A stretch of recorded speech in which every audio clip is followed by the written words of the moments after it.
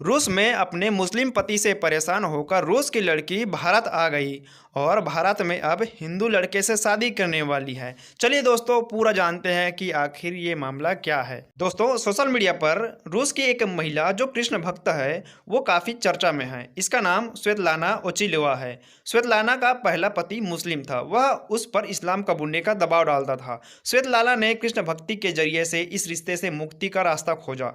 अब वे एक हिंदू से शादी करने जा रही है। स्वेतलाना पेशे से ग्राफिक डिजाइनर है। उसके इंस्टाग्राम पर 1 लाख से भी ज़्यादा फॉलोअर है। कृष्ण भक्ति के जरिए अपने जीवन में आए बदलावों के बारे में वीडियो और पोस्ट के जरिए से लगातार लोगों को बताते रहती हैं। उनके इंस्टाग्राम पोस्ट को पढ़ने से पता चलता है कि मुस्लिम शौहर उसको मारता पीटता था और इस्लाम कबूल करने का भी दबाव बनाता था।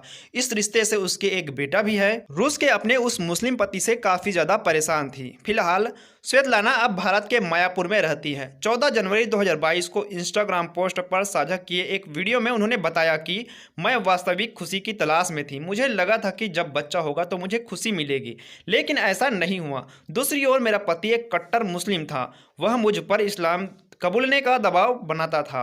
मैं काफ़ी डिप्रेशन में चली गई। मैं इस कदर टूट गई थी कि मैं 9वीं मंजिल स्थित अपने घर के छत से छलांग लगा लेना चाहती थी, लेकिन मैं भगवान श्री कृष्ण का शुक्रिया अदा करना चाहती हूँ कि उन्होंने मुझे बचा लिया। उन्होंने आगे कहा कि मेरी यह शादी एक गलती थी। इस तरह की चीज़ें जो सह रही है मैं उनका दर्द समझ सकती हूँ और उस समय मुझे ऐसा लग रहा था कि मैं नरक में जी रही हूँ। मुस्लिम शौहर की प्रताड़ना से स्वेतलाना ने कृष्ण भक्ति की ओर चुना।